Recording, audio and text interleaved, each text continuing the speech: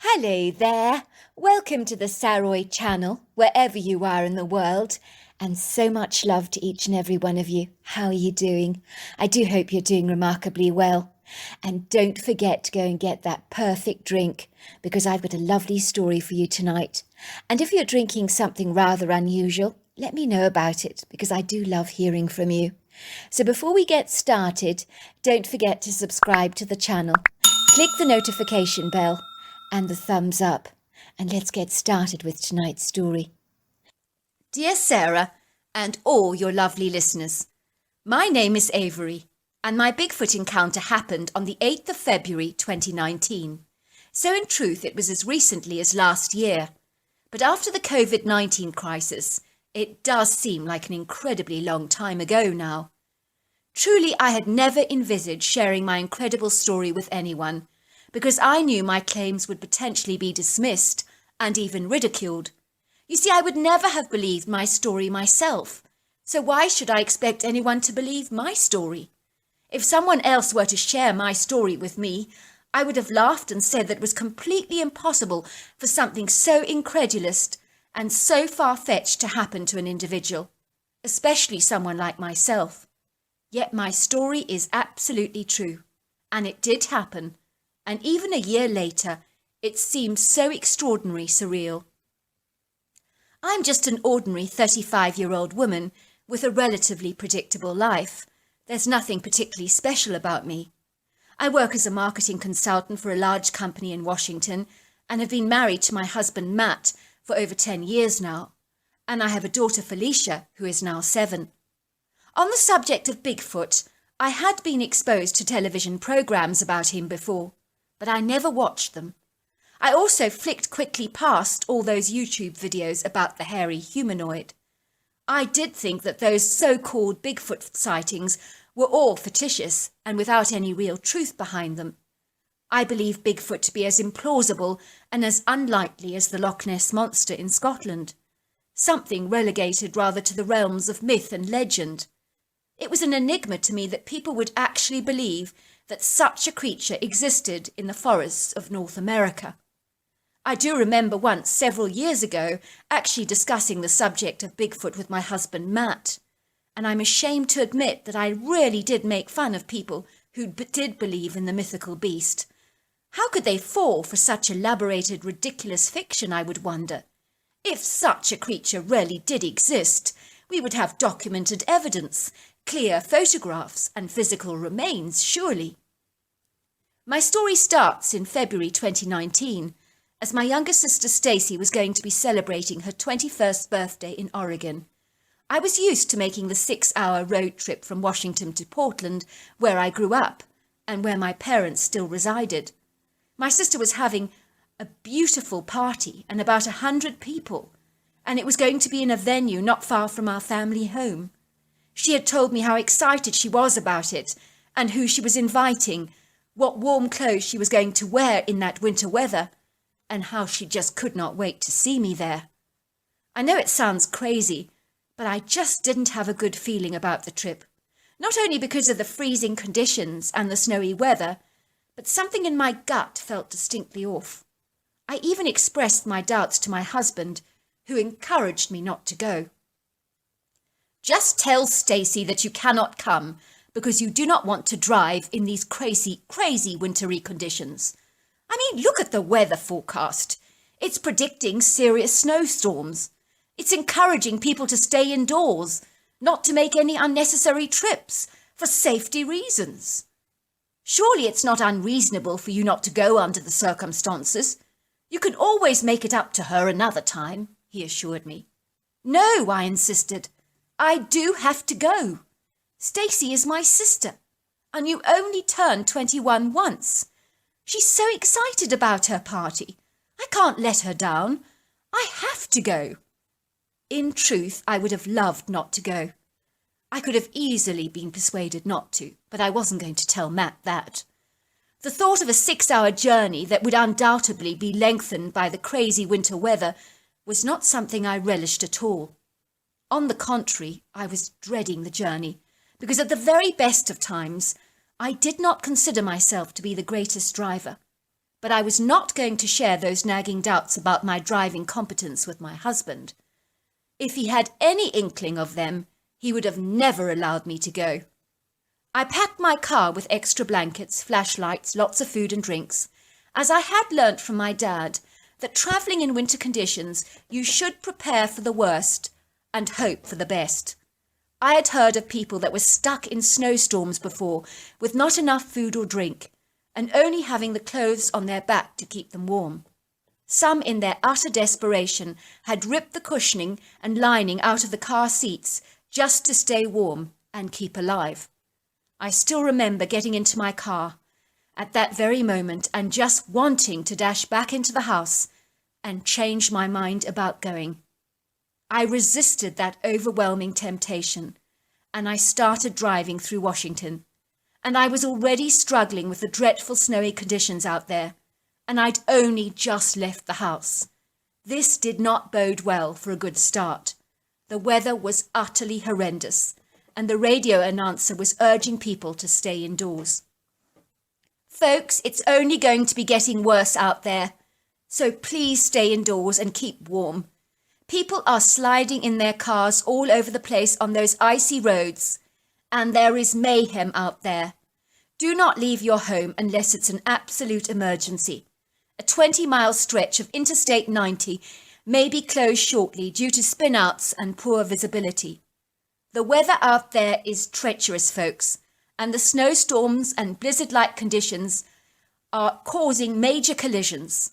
So hang in there, folks, and don't take any unnecessary trips. I switched off the radio and tuned into a musical station. It was chaos and bedlam on those roads, and even driving through Washington, I had experienced some really slippery conditions and some near misses with other drivers, some who had hooted at me furiously, and others who had waved their fists at me angrily. Was I really such a dreadful driver, I wondered. I consoled myself these horrendous wintry conditions would have made the hardened, most skilled drivers actually lose control. The snow was just falling down heavily, and the winds were punneling the windows of my car, causing absolutely everything to rattle and shake under its thunderous vibrations. Visibility was greatly impaired, and it was hard to make out many of the cars in front of me, as everything was so foggy and covered with this white vapoury mist that was very hard to see through. The snowing was relentless, and in some areas it was reported that there were 6 to 10 inches of snow on the ground, making the driving conditions hazardly treacherous. I was really beginning to regret not taking my husband's wise advice. My car was now driving up this narrow, windy road that was set against a high mountainous outcrop on one side and over a very sheer rocky cliff face on the other side, which dipped down to the lower forested valley. I was beginning to fear this road that I was driving up, because the snowy conditions, punneling relentless winds, and poor visibility had become a huge headache for me. And it was all I could do was to keep my car from sliding all over the place on this sheer drop. I knew now how crazy I was to be driving in these ghastly, appalling conditions. I really did need my head examining. Then it happened, and these were the longest seconds of my entire life, when everything became slow motion as my car skidded, somersaulted, and flew off the narrow road and went tumbling down the cliff to the lower valley. I remember my life flashing before me like a video of very fast images all of my life, and I knew quite suddenly that I was going to die.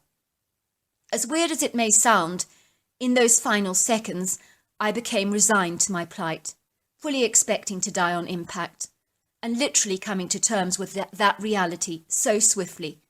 It was now all out of my control, and I knew that I was powerless to change a thing. I squeezed my eyes as tightly as I could, and I braced for impact, and it happened. The car rolled over a couple of times, and then there was a thunderous almighty crash. Then all became very still. But I remember hearing the bird song in the valley, so sweet and so pretty against this violent assault of crashing heavy metal on this peaceful snowy clearing. I could not believe I was still alive, but I was bleeding from a gash in one of my arms, and my legs were trapped between my seat and all the crushed metal. The good news was that my legs did appear to be fine because I could move them, but the pressure of the heavy metal on them was causing them to go numb and lose feeling pretty quickly. Even so, every part of my body ached, and I was in dreadful agonizing pain because I felt as if I had been through a food processor. I was that beat up, and everything hurt from my aching head to my bruised feet. I couldn't get out of the car. I was well and truly trapped, and I realized that my cell phone was buried beneath the metal somewhere and was simply not retrievable, so I couldn't call anyone for help. There was no point in screaming or calling out because no one would hear me. I was certain of that. There was not a soul in sight. I was in a very remote valley. My car was lying in a wooded clearing surrounded by tall, majestic trees that would easily have hidden my car from passing drivers. And I knew no one would have seen my accident because I was the only driver foolish, stubborn, pig-headed and impulsive enough to drive up that sheer cliff face to start with in such hazardous conditions. Everybody else clearly had a lot more sense than I did. I found myself drifting in and out of consciousness, so I figured I must have bashed my head a little and sustained some concussion. It was freezing and I was starting to shiver with cold, but I had no way of retrieving my food parcels, drinks or warm blankets because they were all in the back area of my car, well beyond my reach. I could not feel my legs anymore, and I was experiencing the most awful pins and needles as the blood circulation was starting to become cut off. Everything in the valley was carpeted with thick layers of white snow, and it clung to the trees like fragile Christmas decorations. It was amazing how beauty could so often mask the treachery of these frightful conditions. The heavy snow continued to fall relentlessly, and the howling winds rattled the wreck of my car. All I remember from that point on is my whole car being moved. I could hear noises of metal being pulled apart, and in that semi-conscious state I felt sure I had been found and that the jaws of life had been used to retrieve my body. I could feel my body being lifted out of the car and my legs suddenly being freed from that metal trap. I could feel the cold blasts of icy freezing air against my face. I sensed I was being carried away by very strong arms, possibly to a waiting ambulance, so I thought. That was all I could actually recall. I remember slowly waking up. My whole body was aching with pain, and I was groaning in agony. And I looked up to find 3 pairs of brown, earnest eyes staring down at me. I started to scream. I was terrified. These creatures were monsters, I thought. What on earth were they? My heart was throbbing violently in my chest, and I was certain that this was all a dreadful nightmare. Surely this could not be real. The biggest creature, seemingly the alpha male, was easily 10 feet tall and 1,000 pounds, but the smallest was only 4 foot. The creatures were covered in long human-like brown hair, and the only way I can describe them is being like a humanoid ape. The ape-like qualities were seen in their very long arms that reminded me of a orangutan monkey, only infinitely more human-like in appearance and a lot bigger. Another thing that struck me about the creatures was their sheer overall width, size and weight. I mean, they were hefty creatures, but agile and graceful despite their huge size. All of them rippled with muscle that you could see moving under their hair, and they had massive shoulders and cone-shaped heads with a tiny little point at its peak. I watched the female creature push the other 2 hairy humanoids away from me. She didn't want them to overcrowd me. It was like she was taking charge of me. I knew she was female because she had breasts that were covered in hair. I noticed that she had a very serene, gentle nature, and she appeared to be very kind and caring. As I observed the creatures, I discovered they meant me no harm and were actually trying to help me. I realized in shocked horror that I was in a cave somewhere with a family of Bigfoots who were watching over me. They had retrieved all my items from my car, like my blankets, drink and food, which they had placed right next to me. But sadly, there was no sign of a cell phone, which was a disappointment to me. I cried out in pain as I felt all the terrible shooting pains bubbling up in my body like volcanic eruptions of molten lava that could not be calmed or stilled. It was excruciating, and I was desperate for some painkillers. As if sensing my need for pain relief, the creature gave me some leaves to chew. She put some in her mouth to demonstrate to me, and then pointed to the area on my hip that I had been clutching with agony. I was willing to try anything, so I obediently chewed the leaves, and I kid you not, within 5 minutes the pain dissipated. To this day, I have no recollection of what those leaves were, but I want to tell you this: they work more brilliantly than any painkiller I have ever used in alleviating my pain. Over the next few days, the creatures watched over me tirelessly. The female Bigfoot put these leaves that she gave me to chew on other areas of my body, with gashes and scrapes, and they all healed remarkably well. I did sleep most of the time as I had so little energy, but I sipped my drinks, ate a little food, and covered myself with my warm blankets. I think I was too grateful to be alive and too comatose to really care about being stuck in a cave with a family of Bigfoots. I did not spend much time alert in the Bigfoot's cave because I was in a concussed state most of the time, but when I was awake, I would sometimes see the creatures chattering among themselves in a strange language. The mother Bigfoot simply adored her little child, and she was always stroking its hair and cradling it in her arms and chattering to it in very soft, loving tones.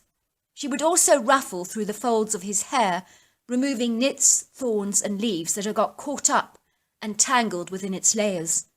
The young Bigfoot loved playing on the cave floor with sticks and pebbles, just like a kid does with Lego blocks, and it was always chuckling to itself in delight.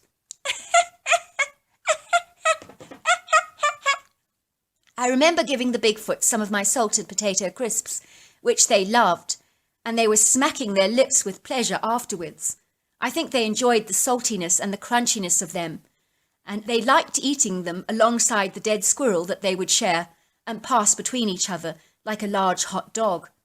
They did not like the chocolate that I offered them, but spat it out in disgust. The little kid loved playing with my empty soda bottles and my crisp packets for hours on end, and he was fascinated and intrigued by them, and particularly enjoyed the rustling sounds of the crisp packets, as well as squeezing the plastic bottle in his big hands and moulding them into different shapes. He twisted one of those cola bottles into the shape of a tree, and it was brilliant. I've never seen someone manipulate plastic like that. I think he must have had incredibly strong hands to do that. I do not know how long I was in that Bigfoot cave, but it was possibly a few days, maybe 3 or 4. Once the storm had subsided, the Bigfoot male, who had been very quiet during my whole stay, came and picked me up in his big bare arms. I should have been terrified, but I knew that these amazing creatures meant me no harm, and I had learnt how incredibly intelligent and human-like they were from my observations. I discovered that this cave was on the side of a mountainous ridge, which would have been impossible for me to navigate myself, let alone even climb. For me it would have been a physical impossibility. The cave was so well hidden that the natural eye would never have known it was there. I was amazed at how incredibly agile the Bigfoot was, as he carried me with effortless ease, balancing so perfectly on the ridge with the masterfulness of an acrobat. I have ridden camels, elephants, and horses before, and I would always feel all those bumps beneath me. But not once did I experience this with the male Bigfoot. The ride down the ridge was as smooth as it gets. When the creature walked down the sheer mountainous ridge, I did hear the sound of human voices in the valley near to where my car had crashed. I could hear a voice saying, "How the heck did she get out of here? It seems like the metal has been pulled back around the seat area," said another. "It's not humanly possible to do this." "The big question," said another, "is, where in God's name is she? That's what I want to know." The creature put me down on the ground and pointed towards the voices, and then he glided away and vanished from my sight. I was actually sad to see him go. In a strange way, I had grown attached to these remarkable hairy giants that had shown me such gentleness and compassion. I cried out to the human voices, which turned out to be the police who had discovered my wreck and were searching for me. They were amazed to see me in such good nick and asked me so many awkward questions, but I kept my mouth firmly shut. I was not going to give those Bigfoots away. So whenever they asked me something I didn't want to answer, I just said I can't remember. I sincerely doubted that they would have believed my crazy story anyway. To cut a long story short, I spent a couple of days in the hospital and then I returned home with a clean bill of health, suffering no long-term complications, which was miraculous in itself.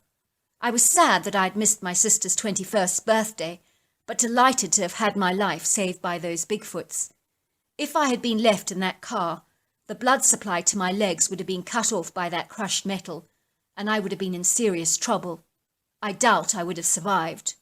The police could not understand how I'd got out of all that crushed metals, and how it had been pulled back so effortlessly to release my trapped legs, and how I had not frozen to death in the icy conditions that I was exposed to. They described my story as that of a miracle. So there you are. That's my story. And even my cynical husband believes me, because he knows I would never have made this up.